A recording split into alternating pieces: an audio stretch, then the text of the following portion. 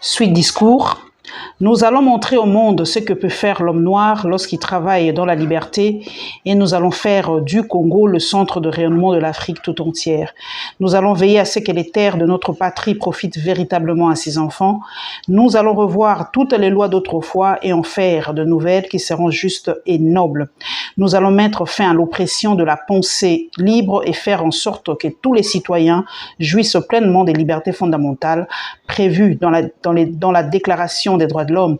Nous allons supprimer efficacement toute discrimination, quelle que soit, et donner à chacun la juste place qui lui vaudront sa dignité humaine, son travail et son dévouement au pays.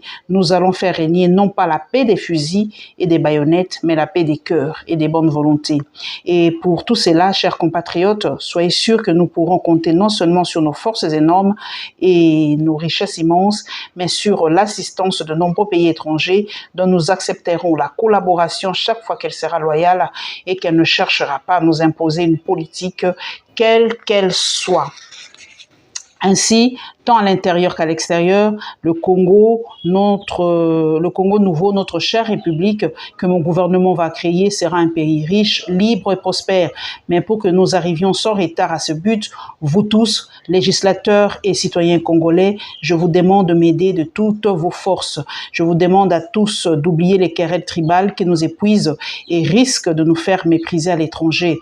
Je demande à la minorité parlementaire d'aider mon gouvernement par une opposition constructive et de rester strictement dans les voies légales et démocratiques. Je vous demande à tous de reculer devant aucun sacrifice pour assurer la réussite de notre grandiose entreprise.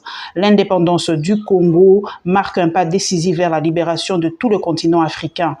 Notre gouvernement fort, national, populaire sera le salut de ce pays. Voilà, sire, excellence, mesdames, messieurs, mes chers compatriotes, mes frères de race, mes frères de lutte, ce que je voulais vous dire au nom du gouvernement en ce jour magnifique de notre indépendance complète et souveraine. J'invite tous les citoyens congolais, hommes, femmes et enfants à se mettre résolument au travail en vue de créer une économie nationale prospère qui consacrera notre indépendance économique. Hommage aux combattants de la liberté nationale. Vive l'indépendance et l'unité africaine. Vive le Congo indépendant et souverain. Une gigantesque ovation accompagne les derniers mots du Premier ministre. On dit que ce discours de Patrice Lumumba, l'un des plus célèbres de toute l'histoire de l'Afrique, aurait signé son arrêt de mort, qui lui aurait attiré la haine du roi Baudouin et de ses ministres qui ne lui pardonnèrent pas de se voir rappeler les crimes qu'ils avaient couverts. Certes, cette allocution fut un gifle en pleine figure et dit-on, le Premier ministre esquinte